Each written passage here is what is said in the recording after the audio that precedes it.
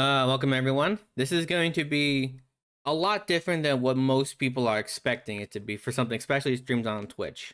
I want to do some actual learning on this website. So I thought, me being a fictional 2D character, I am also an actual real life 3D person who has an actual doctor of pharmacy. I wanted to use that doctor of pharmacy, and then using my expertise in the matter along with my interest, hopefully I can push that on to someone like you guys who might have some type of feigning interest in how medicine works. So what is the purpose of today's lecture? Actually, let me answer the first question. You're probably asking yourself, hey, why am I trying to learn about medicine on a video game website from a 2D character? That's a great question. Anyway, moving on. So, what are we going to be talking about today? I'm going to be talking about what medicine is, pharmacology, and how does it generally work. I'm just going to go over the absolute basics of how this works and try to give you a good synopsis of what happens from the beginning, the middle to the end, okay? What we're going to be doing here is going to be educating and entertaining. That is the main purpose of my lecture. I am not a Harvard graduate. I am not some paid website on there trying to weasel you after a couple $100 to teach you about how to pass a medical exam. I am just here to give you some relatively interesting information, tidbits at a time. Today, just going to be basics. It's not going to be anything too crazy, too interesting in this one. This is just going to be our foundation where we're going to go from here, okay? All the information that are on these slides I have collected myself, either through my own personal knowledge, through some of my old course lectures, and on then some online courses that I spend too much money on. Quick disclaimer: nothing really affecting this lecture, but something to keep in mind in the upcoming lectures. Guidelines for medication do change yearly. Some recommendations that we have out this year for some medications could change somewhat or completely in the next year. So all of these things do have a somewhat of an end date on them. For now, these are all based on current guidelines and based on what our current medical know-how is. Okay. The focus of the pharma is going to be on the pharmacology side of medicine, meaning the medicine side. I'm going to go over some disease states in future lectures, but that's mainly just going to be an absolute broad swathing overview just to make sure that you understand where we're going to be going at for the medicines, okay? And like I said, this is going to be beginner friendly. I'm going to use layman terms whenever possible, but there are going to be some terms that you're going to become recognizable in this lecture that I'm just going to have to keep repeating ad nauseum. Some of them just can't be avoided, but I will try to keep it as simple as I can, okay? Try to keep it simple, stupid type stuff. All these lectures are being recorded live on twitch.tv, and you can see my name right there. If you have any questions regarding this kind of stuff, you can ask me when you come in whenever I do my medical lectures. Right now, I don't have a certain day to do them. Right now, I'm doing them on Mondays because I kind of like the Mondays doing them, but those are always subject to change. But whenever I'm doing them, you can always feel free to come in. I will be live other days of the week playing video games to relax my brain. These can take a lot out of me. But outside of that, you're always feeling welcome to come join, and we can talk more about any questions you may have later, okay? Now let's begin with the very beginning. How do drugs move throughout your body? This might seem very simple at first when you think about it, but there are a lot of nuances that I will barely touch today. When it comes to how the drugs move throughout the body, there are two main classes or two main schools of thought that we think about in pharmacology. There is a third, which is pharmacogenomics, which more thinks about how you have certain genes that can affect some of these aspects, and those vary person to person. That's a very broad topic, and that has a lot of implications, but that could be a little confusing for beginners, so I will leave that out for now, and we will talk about that at a later time. So all drugs have to enter your body, correct? They all have to come in through some means. You either take a pill or a capsule, or you take a powder. If you go to a hospital, maybe you get some type of injection. You can also be prescribed some type of patch that you just put on your shoulder or your stomach or your butt or wherever, and your body will absorb it through your skin. But through some type of means, the body or the drug has to enter the body first, right? That's obvious. We call that stage absorption. So once the drug is absorbed into the body, it enters your circulation. So it enters your bloodstream and it moves throughout your body to get to its goal of wherever it's going to go, wherever it needs to go to get the job done. We call that part of the model distribution, right? It's just being distributed throughout the body, and that can be affected by a lot of things, right?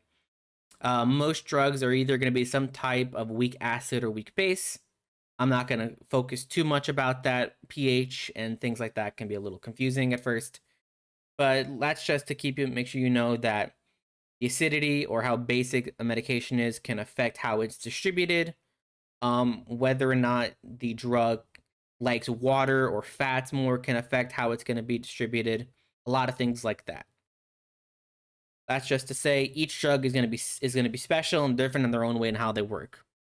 Ultimately, once it gets through distribution, it reaches its site of action, correct? It reaches the muscle, tissue, or some type of organ in your body to get its job done. Once it gets there, it releases what we call a pharmacological effect, meaning that once it gets there, it reduces an effect that has some type of positive effect on your body. Now, the drug is being distributed throughout your entire body, right? It's going through your circulatory system, going through your bloodstream mainly.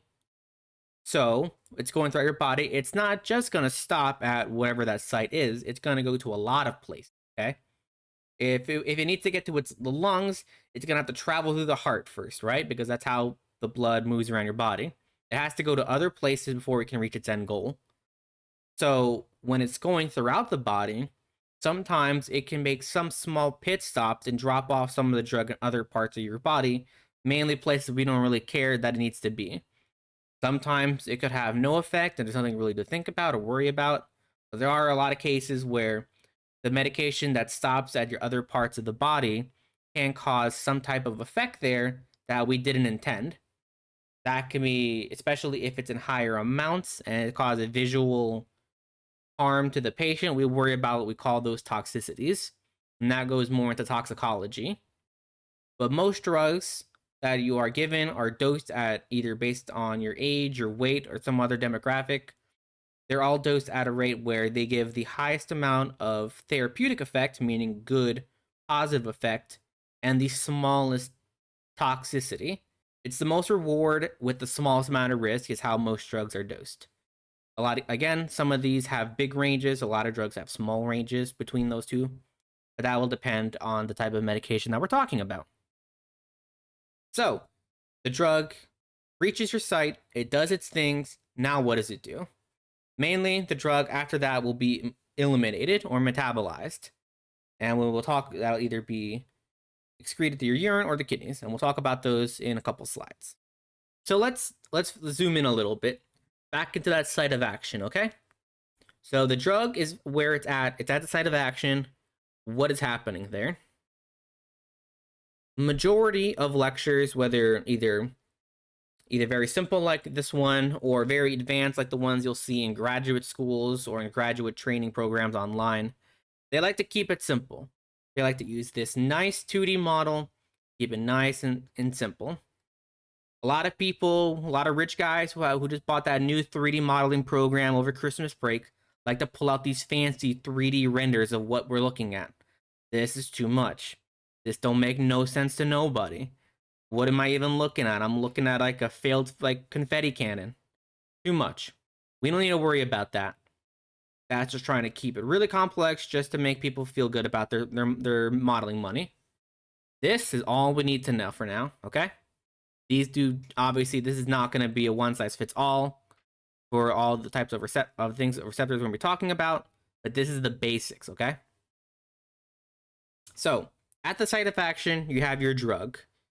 It goes by a lot of things. It can go by drug, ligand, some other third thing I can't think of. But let's say it's your drug. It reaches the cell, which you can see here in the purple. This is going to be the cell. Usually the receptors are on top of the cell, usually sticking out of it. And they're your gatekeepers, to say. They're a type of lock, and your drug is the key. So in pharmacology, we literally call this a lock and key mechanism. We need a specific key to unlock the door. to let the drug go through. Drugs come in a lot of different shapes and sizes. No two drugs are typically the same. So the receptor or the drug needs to be made in a way that can perfectly fit in the receptor to make it do what we want it to. The receptor itself is typically some type of protein, okay? Protein means just something that the body has made to do some type of task. It can either be type of regulatory protein, so things like neurotransmitter or hormones.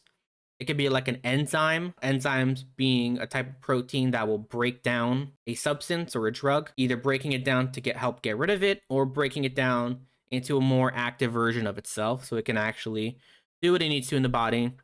Other ones like transporters, they will either bind on top of they will bind on this top part right here, and that will cause a reaction to help either release something inside the cell or take something from inside the cell and push it outside. Receptors have a lot of tasks, a lot of different things they can do. We can spend more time on what those are and what they do later in a different lecture. Just to keep it simple, the drug will bind to this receptor. It's a lock and key. Lock puts in, click, it's a perfect fit. Now it'll do what it needs to do. What it needs to do will vary based on the drug and the receptor that we're talking about, but it will reduce or produce some type of response, okay? Now, like we said, these drugs, most drugs, if not all drugs, are specific, right? Because they are in a certain shape, so they will bind to a certain type of receptors. The receptor sometimes isn't just in the one spot that we're looking for, like we said.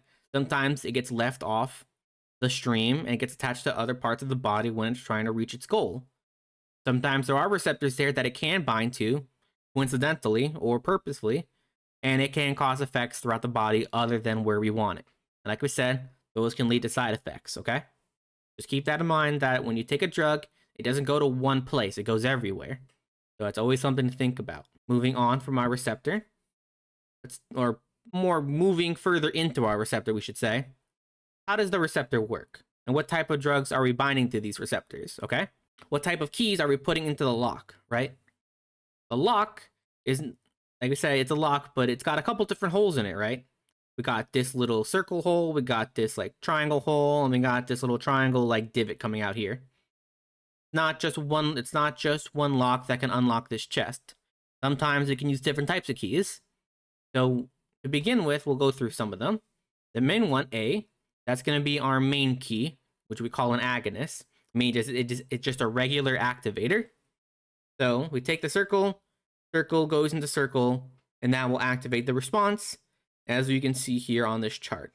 See, it starts at 0, slowly climbs its way up logarithmically, meaning in this exact pattern is a log pattern, and then eventually flatlines.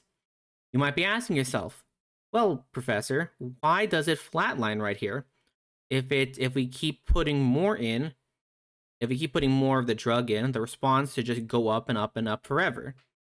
Now, in theory, it could, but you have to remember that it's being physically binded to these receptors. There's not an infinite amount of these in the body. There is a certain finite amount. So eventually, the drug will bind to them, and eventually there'll be enough drug that it'll bind to all the receptors that it can, and eventually it'll plateau here, which is flattening, is what we call plateauing. Basically means that we're saturated, we're completely full of this type of receptor, and once we're full, you can't create any more response because there's just not enough receptors available to keep making the response. There are certain situations wherein things like addiction that'll cause what we call an upregulation or deregulation in the receptors. What does that mean? That's a big fancy word to use. Make it simple. Basically, we're talking about it sensitizes. Basically, the drug will bind to this receptor, and eventually it'll sensitize to it, and your body's like, that's just not enough for me anymore, and it'll flatline. And for people who are on things like pain medication, flatline means bad, because that means you're not releasing any more of the pain killing part of the drug, and now the pain's coming back. Or that euphoria from taking the drug is gone, now you're feeling blah again. And that leads to addiction, meaning that you need more of the drug to bind to the receptor to get more of a response. It is tangentially related to this, but it's a little more complicated than I'm making. It's a little more it's a little more grayer than how I'm making it out, but just think it better like that, okay? So A binds to a receptor and creates this A response, like we said. We have other things that can bind there, though, what we call competitive inhibitors. And so as we see at B here, B also has that little roundish shape to it, and it can bind in that divot. Even though it's not A, it can take a spot, which is why it's competitive. And when it binds there, it doesn't cause a response. It actually prevents the response from happening. That's the inhibition part, okay? Competitive inhibitors, we call them agonists or antagonists or blockers. They literally block the receptor here. So if they come in, they block the receptor, nothing happens. There's no response on the chart, right? Think about it like your school, like the school lunch bully comes in, he skips in line, he blocks you. You can't get in, you can't get your lunch, would be this response, right? You're blocked out, you're pinned out. He's got you covered. Sometimes we want that, sometimes we don't want that. Most times we'll use this or in things where the binding of the drug to cause the response is something that we don't want. You can see that in things like beta blockers, a type of medication that we use in either blood pressure and heart failure. Sometimes we bind it to block that receptor to do things like decreasing heart rate in the body, because we don't want it to go up, we want it to go down. So we block it. We block the increase, thus causing a decrease, if that makes sense. So like we were talking about with these sites, so this triangle pivot that comes in here and this triangle pivot that's popping out. What about these? What do these do? These are what we call allosteric sites, simply meaning other sites, okay? So that's simply what they mean.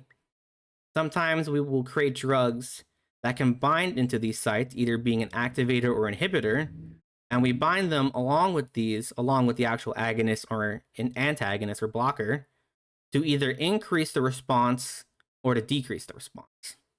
We call them some type of synergies. Synergies basically meaning if A and B together are much better than A or B separate. So A is 1, B is 1. With synergy, they wouldn't be 2. 1 plus 1 would be like 2.5 or 3, right? They would just be way better than they would be separately. So when this activator, which helped enhances the effect of the agonist here, they will bind to the site here along with A binding here. And when both of them are together, they'll cause a synergistic effect, okay? So you get this little log right here, which is way bigger than A by itself, right? That's synergy. Much better together. Conversely, we can use this allosteric inhibitor, which would decrease the efficacy of the A without getting rid of it altogether. So sometimes we just want a little bit of the drug and we don't want it to cause too much, okay? So they will bind here along with the agonist binding here, and together there will be some type of competition between the two, which causes this blue line right here, right? It's less than A by itself, but it's more than no A at all. It's just a smaller part of them together. It's decreasing the efficacy, the efficiency of A alone, okay? So your drug has now worked on the receptor and has caused some type of effect, okay? Now, what is that? What do we do now? It's done its effect. It's a good job, high fives all around. Good job, you done it. Where do we go here? Well, now it's time for the drug to make its exit. Now it's time for the drug to leave, okay? So, how does the drug do that? The drug, like we said, are mainly removed in 2 methods. The drug is either metabolized in the body into what we call inactive metabolites, literally meaning just small bits and pieces of what it once was. Once it's that small and it's in bits and pieces, it's not doing anything, okay? It's just floating around the body and it'll eventually be absorbed. It'll be absorbed into the bloodstream, or it'll just be broken down and used and changed into something else useful. Or it's excreted as a whole medication or as a whole compound. So where does most of the excretion happening? Most of it is happening through your kidneys. It's being excreted through the urine. So as you can see here are your 2 beautiful kidneys.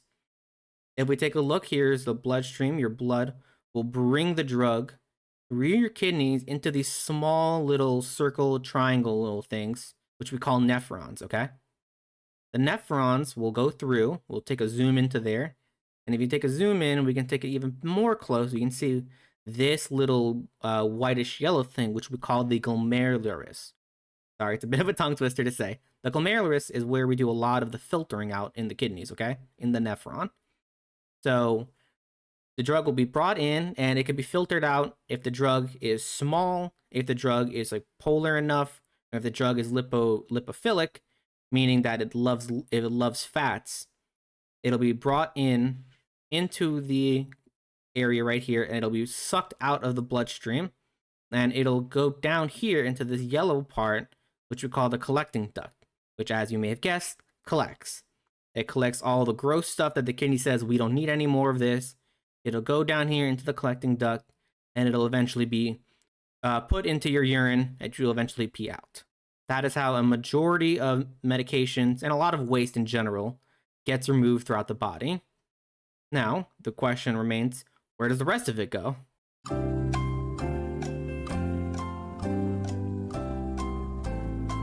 Exactly. You may have already assumed it. You might be exactly correct. Anything that you can't pee out comes out the other end, okay? So anything that can't be removed through urination gets removed through the toilet. You get to just excrete it out as a whole through the feces, okay? All that to say, remember, just a simple overview where we were at the beginning. Drug comes in, we absorb it. It distributes throughout your body. It goes to the site of action, hits those receptors that we talked about, right? Lock and key, does its response in whatever way it needs to, and then we remove it. It either gets metabolized and used in the body, or it gets excreted out through the urine or feces, okay? That is the absolute basics of how drugs work in your body. That is the absolute basics, okay? Hey guys, Future Lemon here. With everything done, I've just finished editing the video. I did my best to try to keep this as entertaining as possible while not trying to skimp out on any of the details. And this is a lot harder than it looks, so if you guys have any questions, comments, concerns, you can just leave a comment here down below. I'll take a look at all of them. And as always, just be sure, if you like the content, be sure to like and subscribe so that I can have some good feedback and I can continue making more of this. Enjoy the rest of your day, and I'll see you in the next one.